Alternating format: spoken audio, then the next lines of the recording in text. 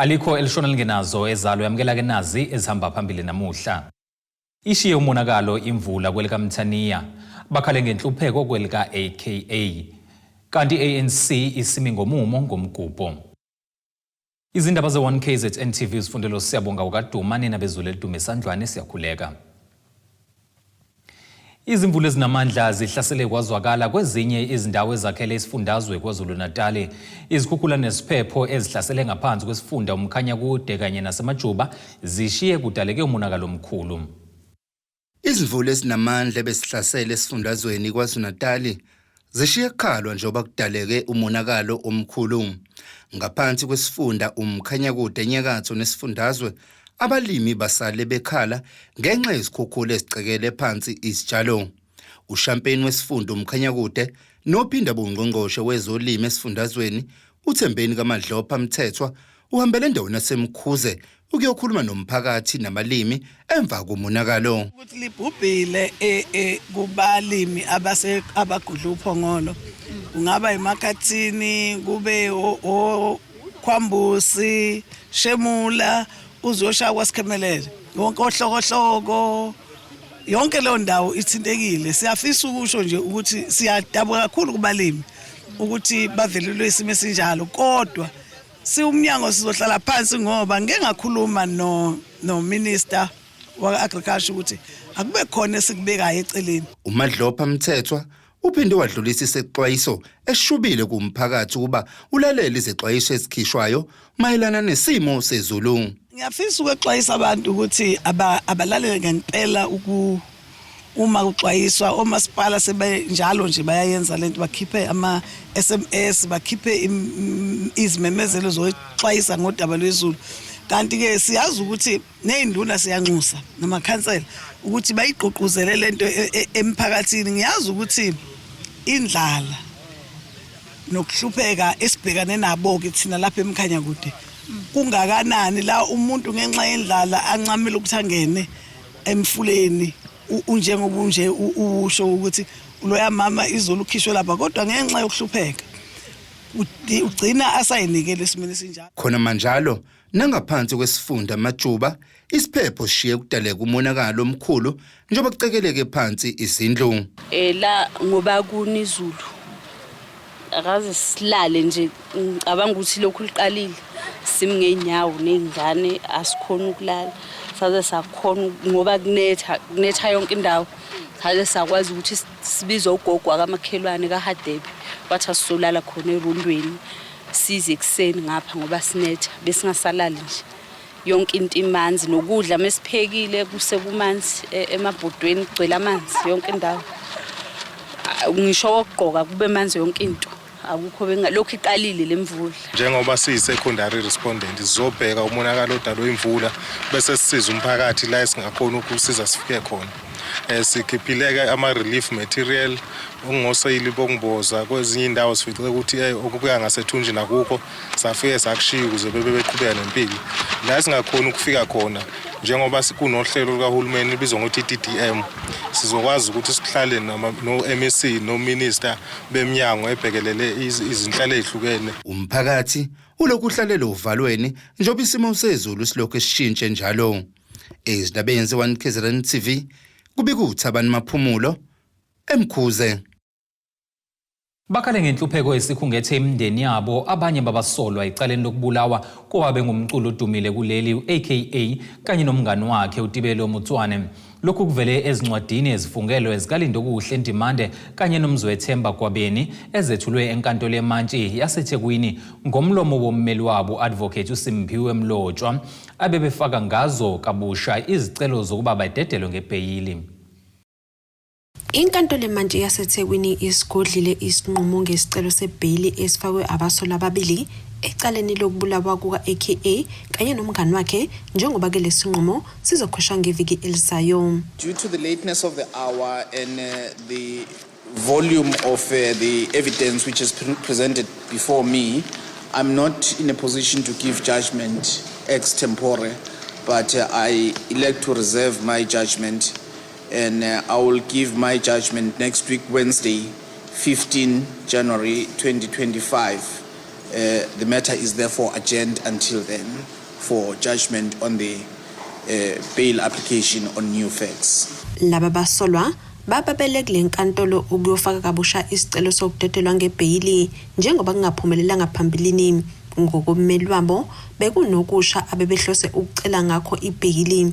Encwadini efungelwe yomuntu ngamunye bakhala ngenhlupheko esikhungethe imindeni yabo selokhu bagqunywa ngaphakathi. Omunye uze waveza ke isikweletu semali yesikole ebalelwa ku-100,000 senye yezingane.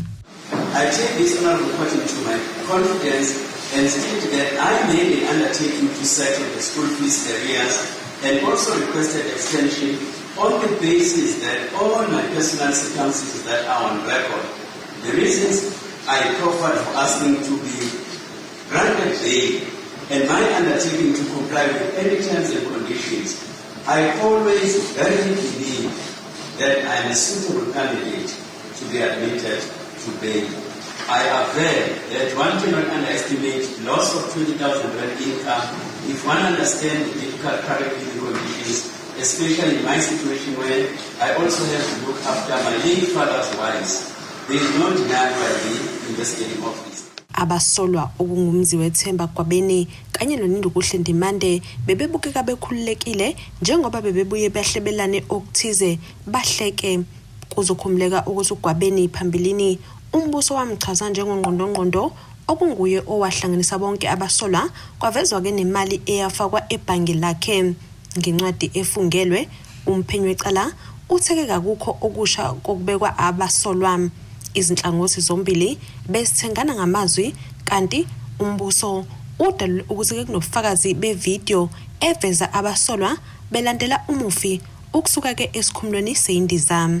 The footage shows Mr. Forbes leaving the approaching the parking area to meet his entourage to arrive here. As he walks, shortly behind him was Mr. Forbes, who can clearly see it on the footage.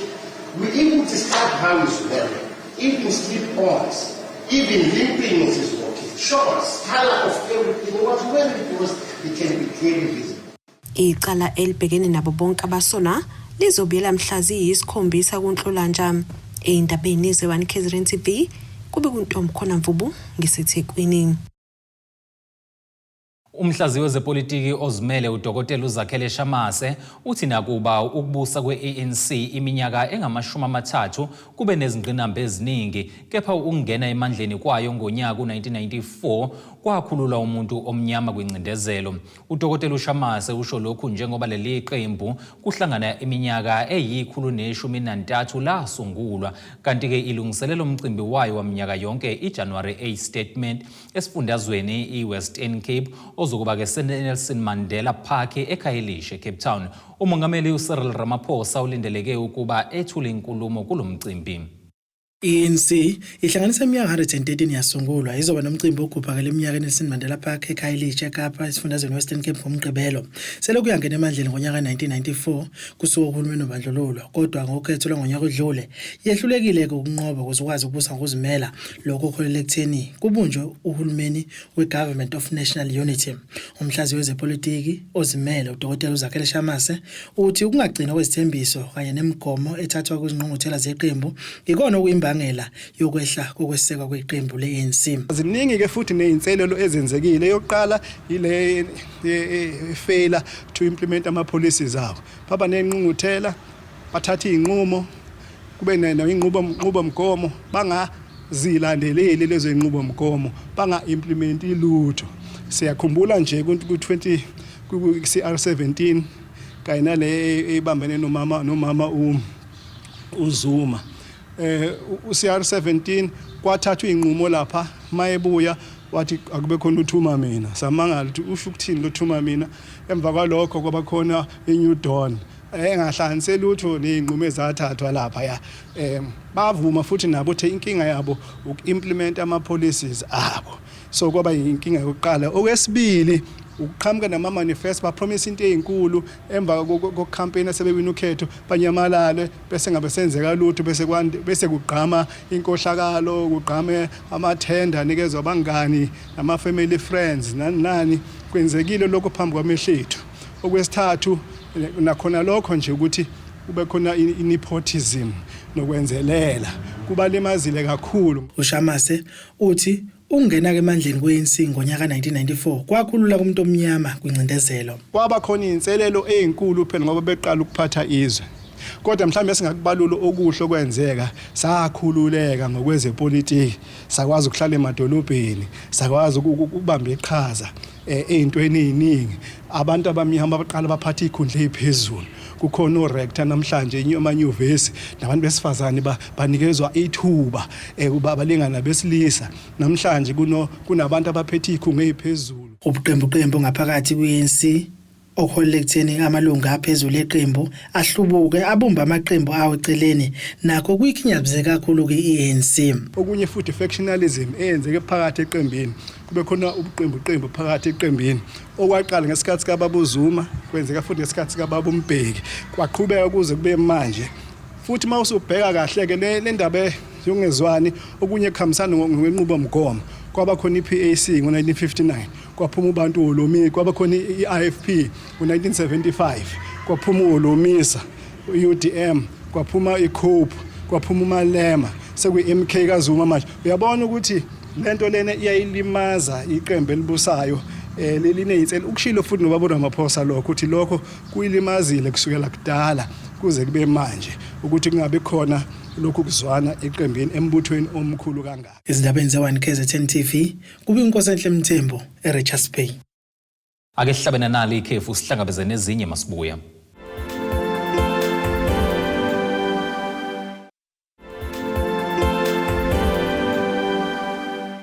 Asibingelele siphinde sikwamukele ngokuthi usanda kubukela izindaba zethu nazi ihloko zihamba phambili namhlanje. Ishiye umonakalo imvula kwelikaMthaniya bakhale ngenhlupheko kwelika AKA kanti ANC isimi ngomumo ngomgubho. Izidube umsebenzi izisebenzi zenkampani yamabhasi iZululand Bus Service zikhala ngomqashi ukuthi akaziholele ngesikhathi kanye nokuncishwe imihlomulo phecelezi amabonus. Lezi zisebenzi zithi azitelekile kodwa zifuna umqashi azikhokhele yonke imali ayikweletayo kanye nemihlomulo kuyimazi buwele emsebenzini. Lezi-ke izisebenzi zenkampani yamabhasi iZululand Bus Services okuyiyona ke thutha umphakathi wasenseleni kanye nasemtubatuba. Laba-ke bakhala ngempatha bayithola kumphatha bathi-ke ayifani njengoba kukhona bathola amabonasi kodwa kunabanye abangawatholi. Lezi zisebenzi zibe seyihlangana zavumelana ukuthi-ke zizobambisana ekulweni nalokhu ukuze umqashi abaphathe ngendlela efanayo. Laba-ke bashiye phansi amathuluzi okusebenza ngenyanga edlule uDisemba ngom-23 bethendiswe ukuthi-ke bazoholelwa kodwa-ke lokho kwangenzeka. Imali ize yangena izolo mhla zi-8 kuJanuwari kodwa-ke abakhala ngakho ukuthi-ke amabonasi abawatholanga nabathi-ke sekudlule iminyaka emihlanu bengawatholi. Inkinga zethu la ayifani phakathi kwe-workshop nabo-drive. Kuthini e-workshop kuwes kangangokuba uma ngizobala nje ngibuyele emva sineminyaka cishe emihlanu singabonus thina la yabo but o-drivers besibabona sibabonasa kodwa kunaleyo dividing rule umuthi yabuko ngendlela okwenza ngakho sihlukanisiwe phakathi. So lokhu kube kusigqilaza thina ngoba asinawo amandla asikwazi ukuvele sithi mesibeka amathuluzi phansi kusheshe kuzwele mhlambe kumqashi wethu yabo. So zonke lezi khanjwa bekusibhena lobumzimba lokho sibanqenqa abafowethu lapho ukuthi siyacela ukuthi beboxe nathi bebe kanye nathi kulezi inkinga esibhekene nazo. So kulo December leso wabona uvele waba worse kakhulu because asikaye sithole nje imali ngisho iholo alifakanga iholo sama nge-23 ka December nabo driver bathi kusibambisa kancane waphuma wathi uma sibuyele emsebenzini imali uzoyifaka ngakusasa. Nangampela sabuyele emsebenzini sangena phansi ngabo 3 ngakusasa ekseni mekushaya umhla 24 lesilindele ngayo imali esithi kungena imali ekseni nje wazivusa ngeincwadi zokuthi siya kuyi-hearing ngestrike besibambile izona imali yangangena zilashona ilanga. sawudla ukhisimusi singenamali kwaze wazi waphela udinsa sabheka ukuthi mekuphela ukushaya u31 mali uzoyifaka wangayifaka izolo ugcine wazile ukuthi asikhokhele le mali ebile ukhunjile yeholo but ibonus njengamanje esiyi-workshop esifunani esimele sithi siqala ukusebenza uma ukuthi isingene abasebenzi okubaxakayo ukuthi kukungani kuzoba ke uhulumeni ayishake indivi yabenkampani ngabaholeli njengokusho komqashi wabo. Uma singaholile thina uthi uhulumeni ongayifakile imali kodwa amanye ezinye inkampani ziyaqhubeka ezixhaswe kanye naye ziyaqhubeka ziyasebenza yena uthi akalokhu abamkhokhela sigcina sidideka ke thina kwenzakalani makunjalo ingoba enzeni yena yedwa nje ilokho kusimangazile nje ukuthi kungcono nathi ake sime kwamanje ukuphuma nje ekhaya uthi emsebenzini laba abantu bashiye emuva bakunikeza izidingo ezingekho la ekhaya izinto ezishodayo uphuma nelist uzubuye nayo lo list engathengile. Okunye abakhala ngakho ungakhokhelwa imali yama overtime abasuke bewasebenzile abasazazi nokuthi ke usuku lomholo lunini. Isizathu asazi ngoba thina simela abasebenzi sithunyiwe abasebenzi ukuthi asizobamela lana kuningi okunakho okonakela thina kuningi imali asayazi imali ingena mayithanda yama overtime kuningi okonakela kule nkampani yabo nje i-top order nyamanzi zesibhalisa ngisho ama warning mina ibhenki lela zangibuza ukuthi ngihola nini asalazi ngihola nini ingenza ingene ngomsombuluko ingeza ingene ngesabatha angizazi nami ngihola nini lokhu ngafika kule nkampani angizazi ngihola nini. Umphathi lamabhasi ethintwa ngalolu daba uthi ke ubhekene nenkinga ukuthi umnyango ubungakayifaki imali ngakho ke uze waboleka imali ukuze kwazi ukuthi aholele abasebenzi izolo ngakho ke asikho isizathu asaziyo esingenza izisebenzi zingabuyeli emsebenzini. Iminyango uthintwa ngalokhu awukwazanga ke ukuthi usithumelele izimpendulo njengoba ke kuze kwashaya isikhathi sokuba sidaba solufaka emoyeni bengakabuyeli kuthina. Lezi izindaba ze1KZN TV ngengusamukeliso Nqulunga ngiseRichards Bay. Inhlangano yabafundi ikhosasi ithi sagcizelela namanje ukuthi ayihambisani nokushicilelwa kwemiphumela yamatekoletsheni emaphephandabeni ekubeni zikhona ezinye izindlela ezingasetshenziswa isho kanje kulandela isinqumo senkantolo ephakeme eGoli sokuchitha isicelo esiphuthumayo senhlangano information regulator sokuthi imiphumela ingashicilelwe emaphephandabeni. Ijaji lisichithile ke lesicelo lathi udaba lolu okumele ludingidwe izinhlaka ezifanele ngaphandle kwenkantolo. Njengoba sekubalwa izinsuku ngaphambi kokukhishwa kwemiphumela yamatekoletsheni kuningi sekuvukile umnyango wezemfundo kuzolonke ufakwe enkantolo ngomsombuluko inhlangano i-information regulator ifuna lemphumela ingashicilelwa kumaphephandaba kepha inkantolo ephakeme eGoli isichithile lesicelo. Inhlangano yabafundi COSAS ithi nayo ayihambisani nokushicilelwa kwemiphumela emaphephandabeni. Njengenhlangano sisamile nesinqumo sethu sokuthi siyaphikisana nokushicilelwa kwama-results kwabafundi kwamaphephandaba. Ngoba njengenhlangano siyakholelwa ukuthi abafundi banelungelo le-privacy and ziningi indlela ezingasetshenziswa ukudlulisa ama-results kwabafundi njengokuvula i-online portal lapho khona umfundi engakwazi ukuthola imiphumela yakhe privately. So njengenhlangano sisazoqhubeka silwe njengoba nesisho sethu sithi wathinta umfundi wathinta iCOSAS.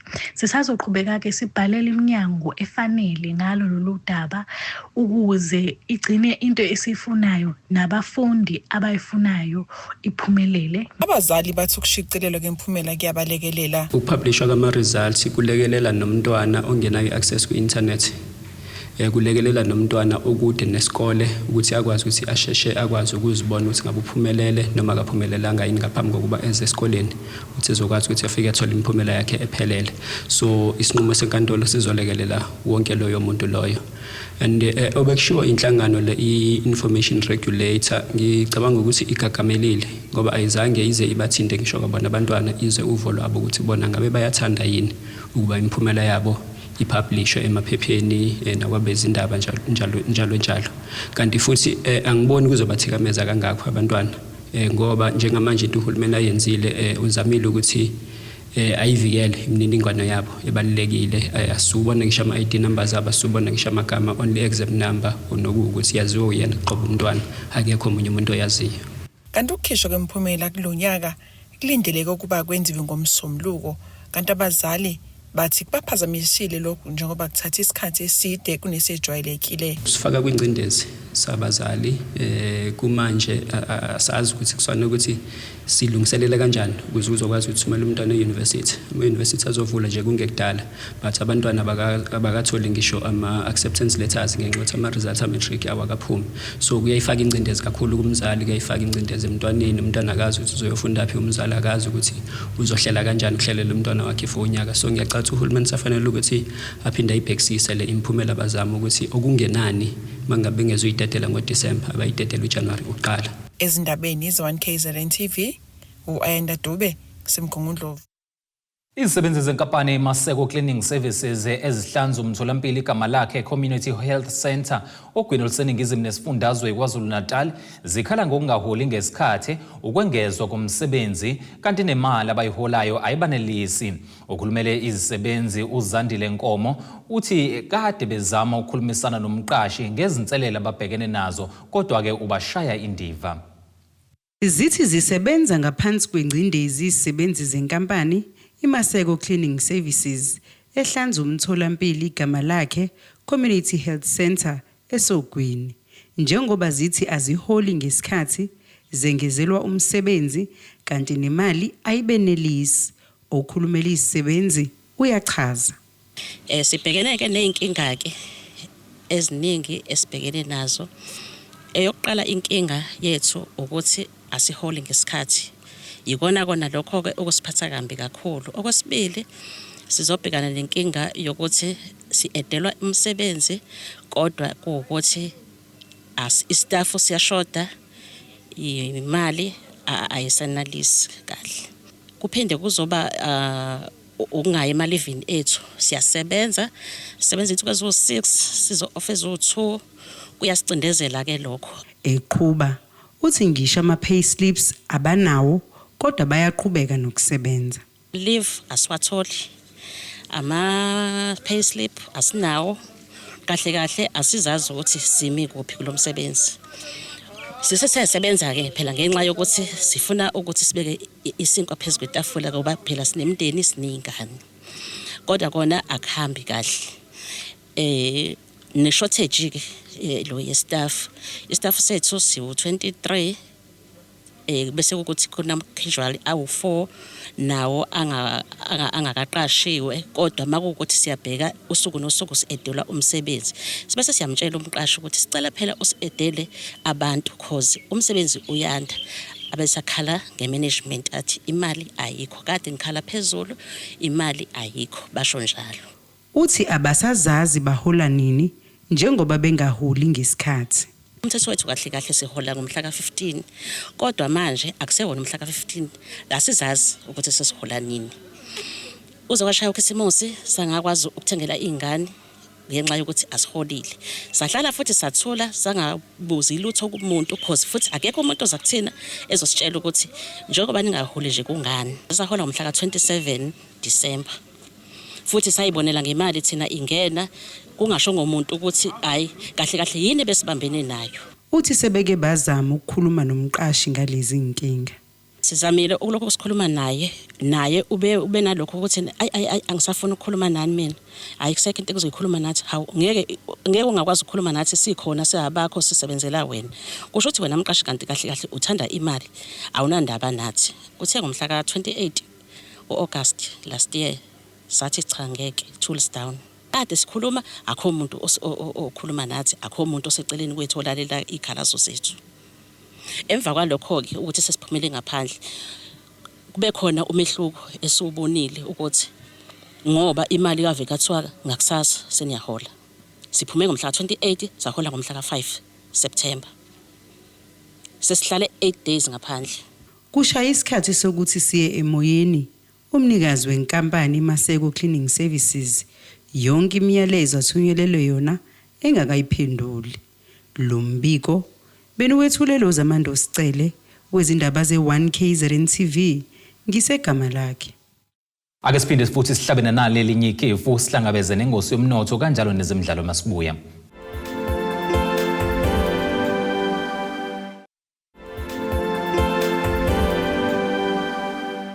Asibingelele siphinde sikwamukele ezindabeni zethu zanamhlanje nazi izihloko esifolosa ngazo namhlanje.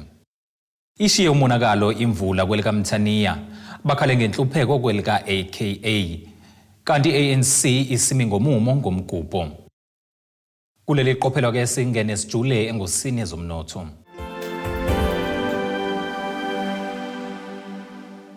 Irandi lakuleli u-18.90 emaliqhathaniswa nedola laseMelika libe u-23.22 uma liqhathaniswa nopondo waseBrithani liphinde libe u-19.48 emaliqhathaniswa ne-euro lase-Europe. Igolide lona lingu-$2,665.44 i-ounce kuthi uwele ongahluziwe ube u-$76.16 umphongolo.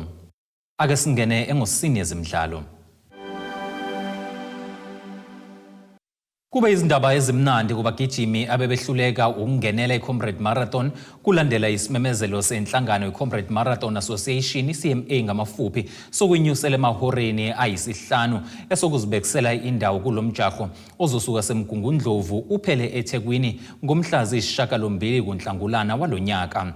Kuze kube izolo omunye wembandela yokungenela lomjaho ogijinywa minyaka yonke bekumele ke umgijimi aqede u42.2 km ungakapheli amahora amane nemzuzu engama-50 njengoba sekuseleke izinsuku ezingaphezulu kwekhulu ukuba kufike usuku lomjaho ozokuba ke unkungu wama-98 phecelezi 98 emlandweni.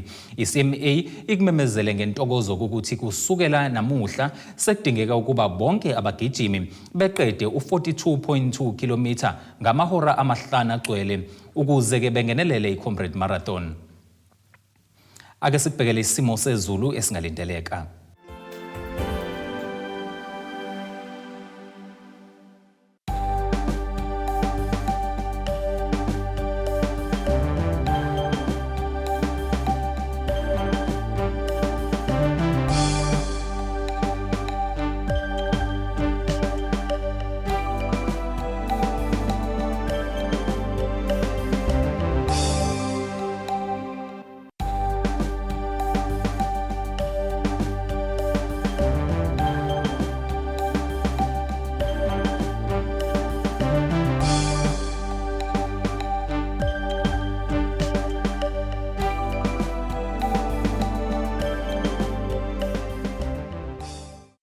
Ngiyaziguqisa bese kuphathele zona namhlanje sihlangabeze noma kanjani futhi kusasa ngesikhathi esifanayo.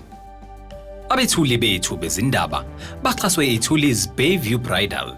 Ungabashayela kulezi zinombolo ezivelile.